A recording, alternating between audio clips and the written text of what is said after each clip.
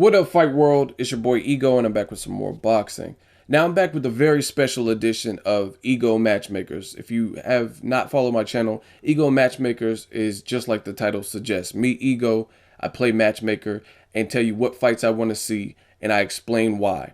Now, this is a special edition. Mayweather Pacquiao was just announced yesterday, hot off the presses, great fight, and I want to put together an undercard for this particular fight. Now, at the moment, I haven't heard of any fights. Now, as the title suggests, with my undercards that I put together, potential undercard stuff, this is all speculation. This is all just me playing matchmaker. Another thing, just like the title suggests, these are realistic matches. What I mean by realistic is actually a few things. One, if other fighters have fights booked up right before that, then I'm not using them. For example, Danny Garcia is fighting Lamont Peterson in April. So there's no way he can have that fight, have an outcome, and I don't even know the outcome, and then all of a sudden be ready within a month's time. So that's not realistic. So I excluded, and this would made it hard. This was actually pretty challenging because there's a lot of guys who already are in great fights.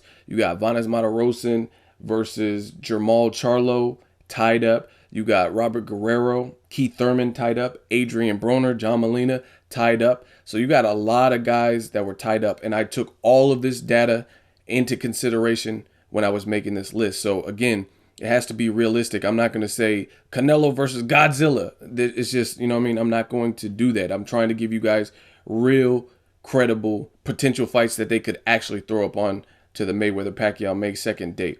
Now, here's another thing. The matches that I'm picking are realistic for another reason. Because Top Rank, from what I gather, Top Rank and Mayweather Promotions, they each get to pick one undercard fight. So I have to try to incorporate that too. And I'm also taking into consideration, you'll see how I kind of conduct it. But I don't really know Oscar De La Hoya and Golden Boy, what kind of role they're going to play. I don't know. Some of the guys is kind of tricky at the moment. Some of the guys are Al Heyman fighters only. Some fighters are with Golden Boy. So I don't know if they're trying to leave Oscar De La Hoya and Golden Boy fighters out of the equation totally. So in all actuality, it's more than 10 fights because you'll see how I conduct it. But there's more because I give you guys some alternative fights in case, because I don't know exactly what's going on with Golden Boy if they want to include him into this mega payday, mega fight. Also realistic for the simple fact is I'm not going to say something above and beyond like weight classes. If it doesn't make sense weight class, I'm not going to have someone jump up 2 weight classes, anything like that. So again, this was challenging. I really tried to pick solid, thorough matches that could actually happen. And then the last thing I want to say before I get started in the video is you have to understand boxing as a business. And this is going to disappoint some people. This undercard, a lot of people are envisioning just these crazy great mega fights.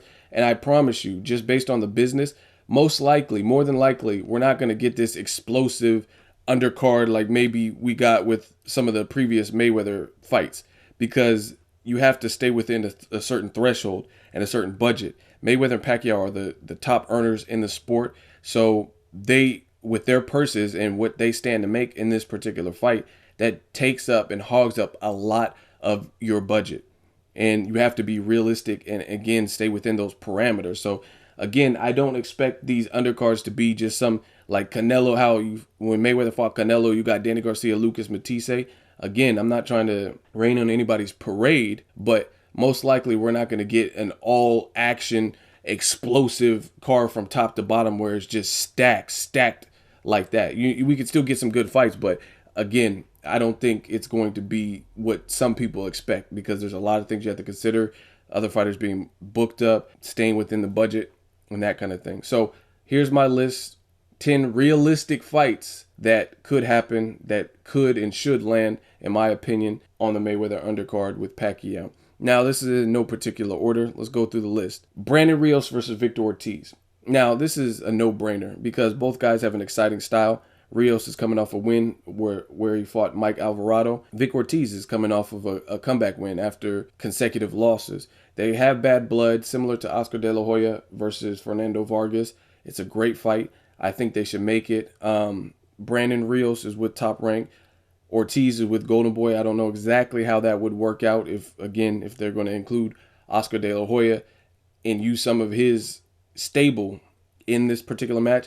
But if they can, I really would love to see this particular fight. I think it's a good fight for both fighters. Also, next match, Vasyl Lomachenko versus Nicholas Walters.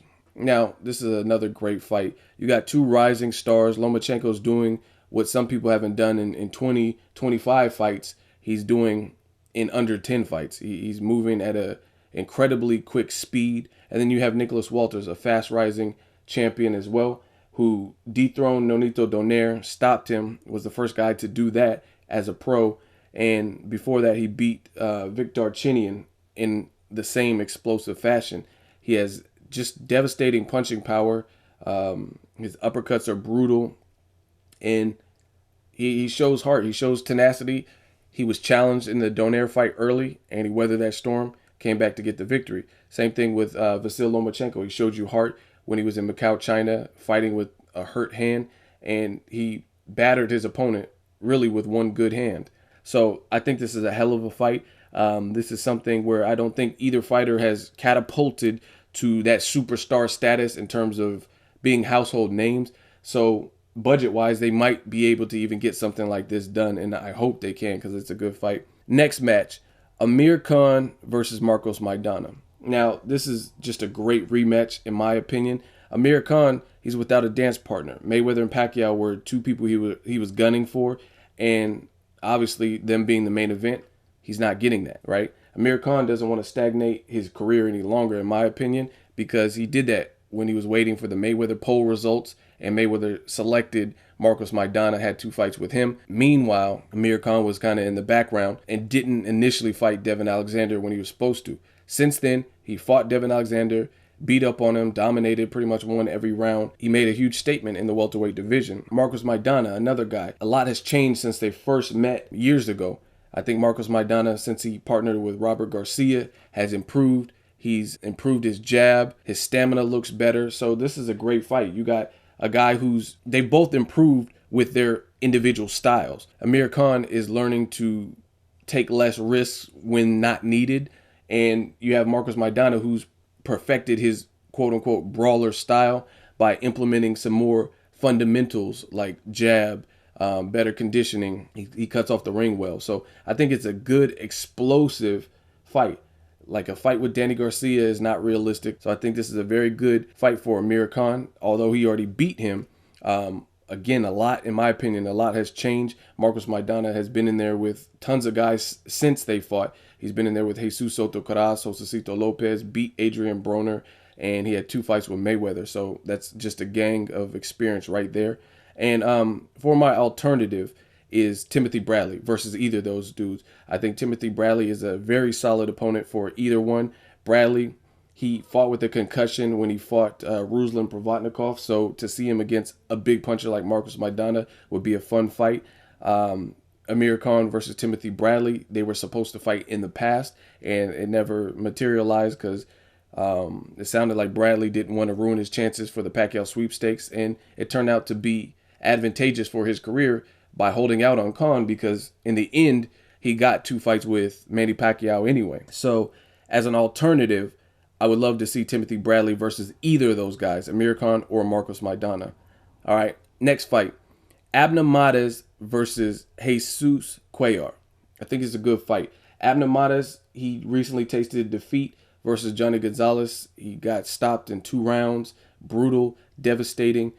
Since then, he switched trainers a couple times. He went to Virgil Hunter, then he went back to his initial trainer, and he's had 2 wins. In his last win, he looked pretty impressive, more offensive-minded. But then against Jesus Cuellar, I see certain vulnerabilities. He's with Robert Garcia, certain vulnerabilities, but he has that equalizer, which is his power and his come-forward aggression. So that's an interesting fight to me because Abner, I don't recall him being in there with the big punchers since he got knocked out by Johnny Gonzalez.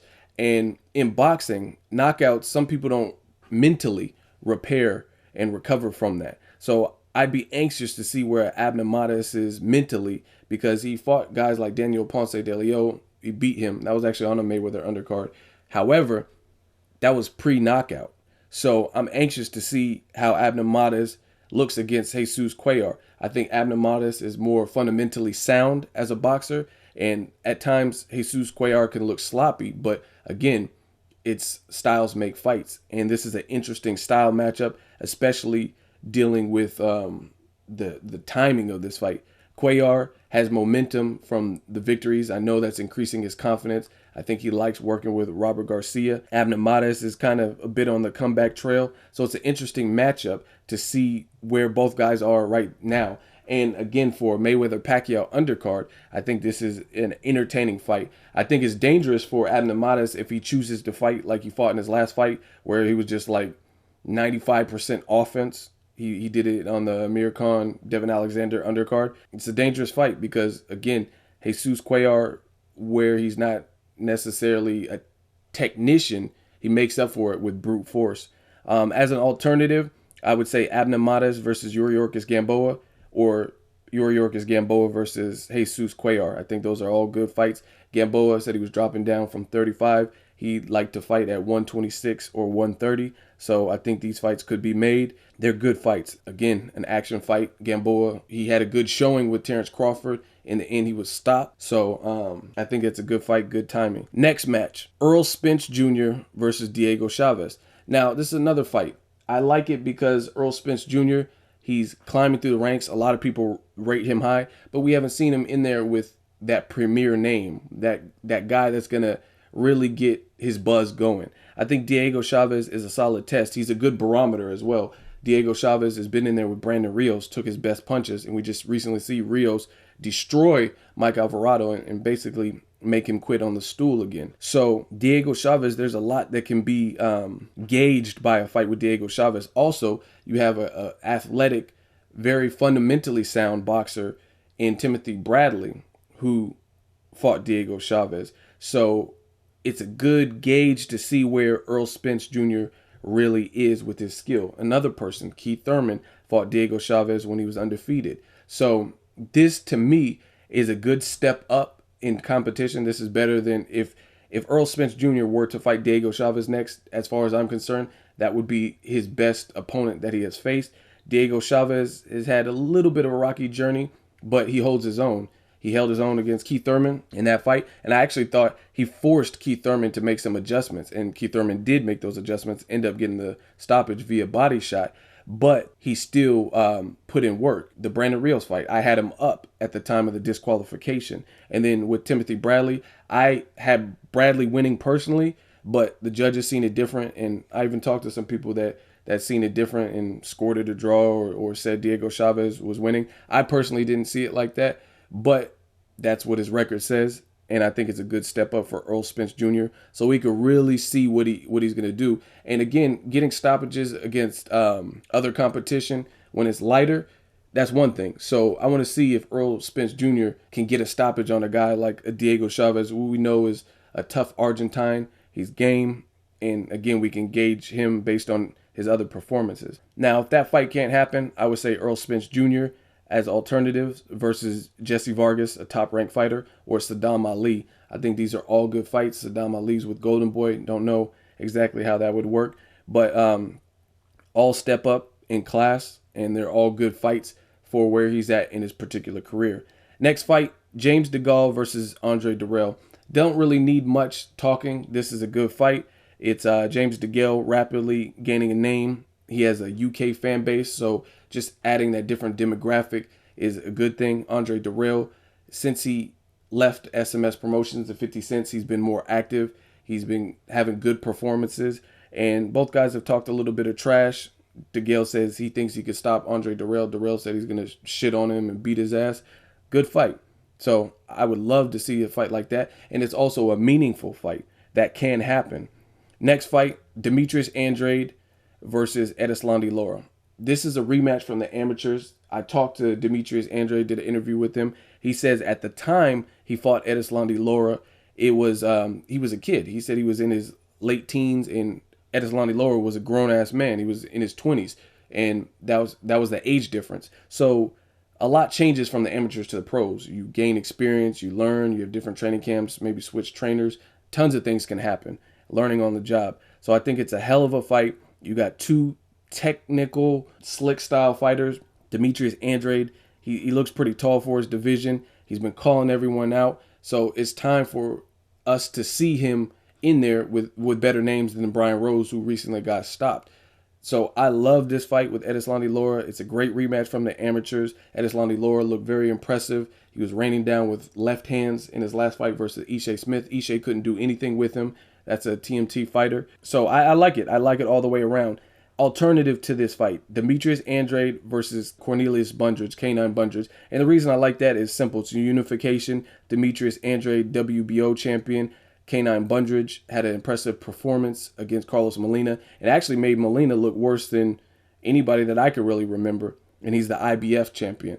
And Bundridge, he just beat up on Molina, and Molina looked very sloppy versus Molina gave Kirkland a lot of problems. Molina gave Lara a lot of problems. Some people said he won. Next fight, J. Leon Love versus Gilberto Ramirez. Again, another meaningful fight and realistic. Realistic because Mayweather Promotions, at the end of the day, they get to pick a fight. And J. Leon Love is a TMT Mayweather Promotions fighter. So he took a loss against Porky in his last fight. He got stopped. He's taking some time off. Now he needs to come back to the sport, and he needs to show and prove. Show it was a fluke. Show that, you know what I mean, it was boxing and anybody can get caught, and that's what it was. Same thing with Gilberto Ramirez. A lot of people talked him up. I actually seen him live in Denver. And Gilberto Ramirez, he fought on HBO, Mike Alvarado, Brandon Rios 3 card, and he had a lot of hype behind him. A lot of people were praising him, and some people were left with like a look of discern, like they didn't know exactly where to rate him after that performance. Maybe it was just in with a tough guy,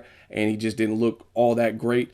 But I think this is a good fight for super middleweight, with both guys needing something to prove in their next fight. We need to see if Gilberto Ramirez is in fact the real deal. Is he the next great fighter from Mexico? And we need to see where J. Leon Love is after a KO loss in bad fashion. Is Mayweather Promotions the future of boxing? So I think this is a good, realistic super middleweight fight that can happen on the Mayweather-Pacquiao undercard, and I would like to see it so I can gauge to see who's better out of the two. And I think it's a fair combination of skills. You know what I mean? Like, neither one of them has done significantly more to the point where I would rate them a lot higher than the other. You know what I mean? J. Leon Love has obviously a better resume. So I like this fight. Next match is Guillermo Rigondeaux versus Leo Santa Cruz. Now, I've talked about this on my channel. This is another no-brainer. This needs to happen just because Leo Santa Cruz went over to Al Heyman's side and got bought out and all kinds of stuff like that. Doesn't mean he should be able to excuse this fight. This is a fight that needs to happen. I think it's a great fight. A lot of people even compare Rigondeaux's style to Mayweather's. So it would be a good fight because Leo Santa Cruz, good body puncher. He has a quote-unquote entertaining style. Rigondeaux has a high KO percentage. He's surgical. So I really want to see this fight, and I feel like there should be no excuse why this unification type fight shouldn't be made, and just make it a night of champions. Last fight, heavyweight action, Deontay Wilder versus Tyson Fury. Another fight that doesn't need much explaining. Both talkers, both showmen, both can trash talk. Tyson Fury, he fights out of the UK, so I don't think there's any real issues, like promotional issues, why he can't make it to this particular fight. He has no problem fighting in the States. He's done it before. Deontay Wilder just became the WBC champion, defeating Stavern. Hell of a fight. It's a fight that I try to make realistic. I don't know exactly what type of salaries these guys would demand. However, for the privilege of fighting on a Mayweather-Pacquiao card and the fact that it'd be fighting for Deontay Wilder's WBC belt, I'm pretty sure that they may even take a pay cut or be willing to fight just for the exposure, the opportunity, and that type of chance. So I really love Deontay Wilder versus Tyson Fury. Two Goliaths, two large heavyweights. Bring the heavyweight division back. I really like to see that. As an alternative, if that can't happen, I would say Deontay Wilder to fight an Amir Mansour. Amir Mansour, smaller, but he packs a punch. He has power. I think that's a great alternative if Deontay Wilder wants to defend his belt, or maybe Tyson Fury is too expensive to make Wilder Tyson Fury on a Mayweather-Pacquiao undercard. That wraps it up. I went through it. These are all 10 realistic, is a little bit more than 10, but all realistic fights. No one's booked up as far as I know.